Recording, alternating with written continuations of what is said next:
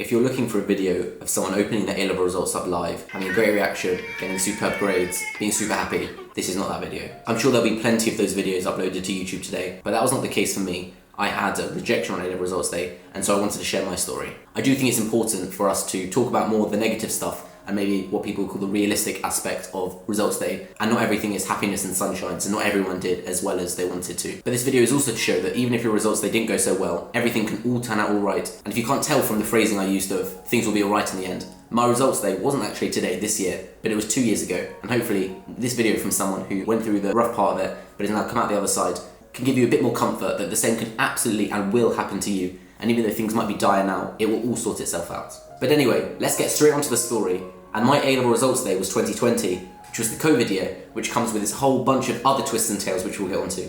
I was doing 3 A-levels, maths, history and Greek, and I applied for my 5 uni places for classics, which is basically ancient languages, ancient history, that kind of thing. Oxford was a really clear first choice of mine, to be honest, as it is for many people who apply to Oxford and Cambridge. But I got rejected. I got my other 4 offers, so I affirmed what was my second choice beforehand really, which was Durham, and I ensured what was really my third choice, UCL. And my Durham offer was AAA, and my UCL offer was AAB. A few weeks after I'd submitted my UCAS form, affirming Durham and ensuring UCL, COVID started to become an issue, and we got sent home from school one day and told we weren't coming in for the rest of the week. And we were kind of putting together a picture that we might actually never come back, and lo and behold, we never did come back. And then, a few weeks later, we were told that we wouldn't even be sitting A-level exams, and there'll be some formula, our teachers would get involved, some algorithm, in order to work out our A-level grades. And the grades we would get on results day in August would be from 0 exams that we'd sat and calculated otherwise. This obviously made the preparation for results day super stressful, because you had no idea really what you were going to get.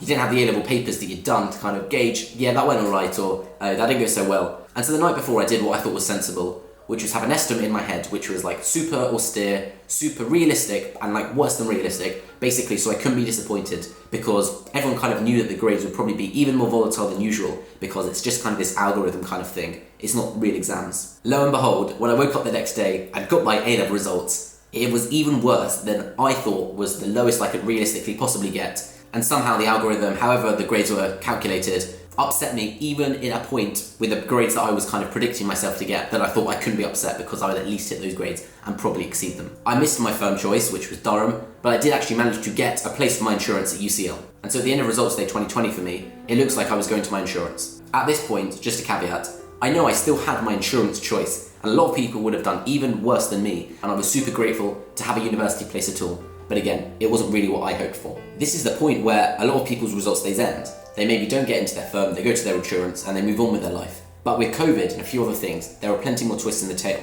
And the first one for me was about 3 or 4 days later, where the examination boards realised that these algorithms that changed the teachers' grades and downgraded so many people and caused all these issues was obviously really quite crap. And so they basically decided to undo that and just give you the grades that your teachers predicted for you, who are the people who really know you and really saw you throughout the 2 years of A-levels, were predicting you. That's what you would get. And so a few days after results day, I basically had a bit of a second one, where my grades had changed. They'd gone up, obviously felt very grateful for that, and now I had made my firm choice again, Durham. I'd hit my offer of AAA. And so again, that's where a lot of people's stories ended, where they moved up and that was all fine. But again, not for me. Durham wrote to me and many other people, as did many other universities, and say, I understand that you've now hit your grades, but because of all this inflation and changing, we basically are not sure we have accommodation, places for you on that course for this year. We're really not sure we can basically honour our promise to you of giving you that place. Even though I'd now met the conditions for my firm choice, me and many other people in this situation in different universities and courses weren't sure that they could actually get what they deserved. This is the point where I started to really consider taking a gap year,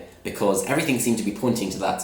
Number one, I might have had to do that anyway because of Durham not being sure if they could give me a place this year. And I realised that if I were to take a gap year, I could actually reapply to Oxford. And I could actually have another roll of the dice at trying to go to the place that throughout this whole process I've really still wanted to go to, and I always had in the back of my mind as being my true favourite. But all of this came because I basically had bad A-level results. Because if I had good ones at the time, I probably would have just gone to Durham, been unimaginative about the opportunities I had. But I obviously had to find a gap year plan that would facilitate all these things. I found this company called Yippee App, which is directly for gap year students, specifically focusing on those who need to reapply, submit a UCAS form that year, often for Oxbridge or medicine, stuff like that. I cannot speak about them more genuinely because this is the exact plan I did for a whole year of my life. And actually, as it happens, YippieApp is sponsoring this video. They, the company, match you as the individual with a school near you and set you up as basically a bit of a teaching assistant for that school for the whole academic year and help the GCSE kids and stuff like that with maths, English, science, and have a really fulfilling but flexible job. But because YippieApp, this company, had all these gap year students, they also provided mock interviews for Oxbridge, medicine things. I don't quite know how medicine works, but whatever interviews they kind of have, they sorted out for all the medics. And so you really have this amazing support group from the company themselves, the other kind of people in your gap year also working for this company called YippieApp, and made me feel so validated in what I was doing. I cannot recommend YippieApp enough for a gap year in general, especially for people like you who might be in this situation. But if you want to explore basically a gap year a bit more because you might be reapplying,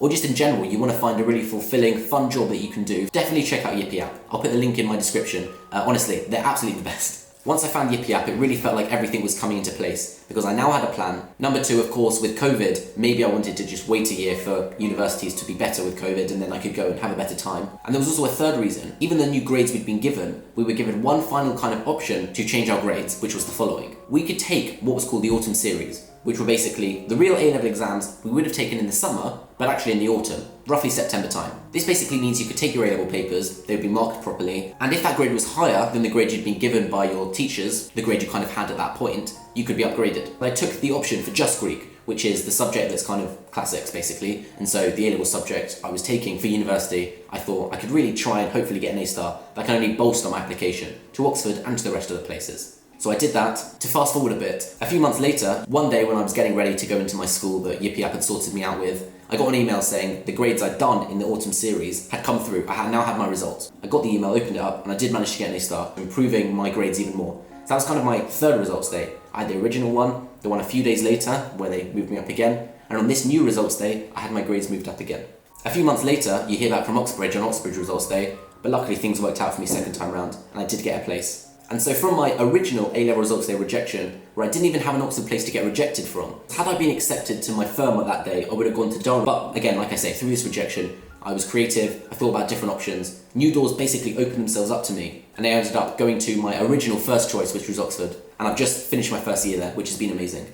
I made a video similar to this one last year about my A-level results day journey, and the story kind of stopped here of, I just got into Oxford, I was now looking forward to go, so I just want to do a tiny add-on of what's happened in the last year, because the journey's changed even more. So yeah, I've now finished my first year at Oxford, which was my dream uni the whole time, but also, in terms of other stuff, plenty of doors have opened.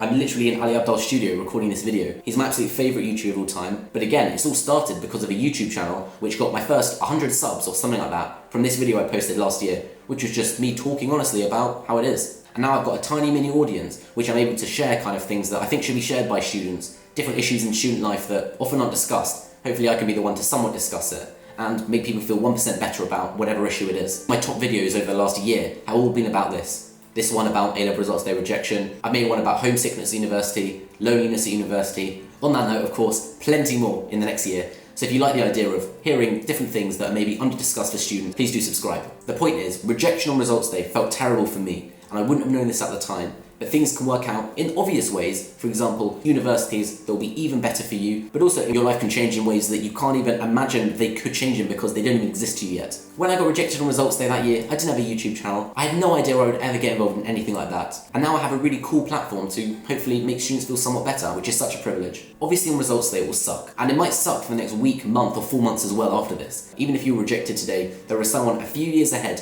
who can guarantee you, who can promise as much as possible that things will work out alright in the end, even if it doesn't seem like today. I'm 2 years ahead of you in this path, and I promise you, it does get better. This could even be the best thing that ever happened to you, like it kind of was for me, even though I would have had no idea at the time. Anyway, just another plug for YippieApp. Thank you again for sponsoring this video. Do check them out. That's exactly what I spent a whole year of my life doing. Could not recommend it more. If you want to see me talking honestly about various student issues and life events in the future that hopefully make people feel slightly better, do subscribe. But apart from that, I wish you all the best, and I'll see you in the next video.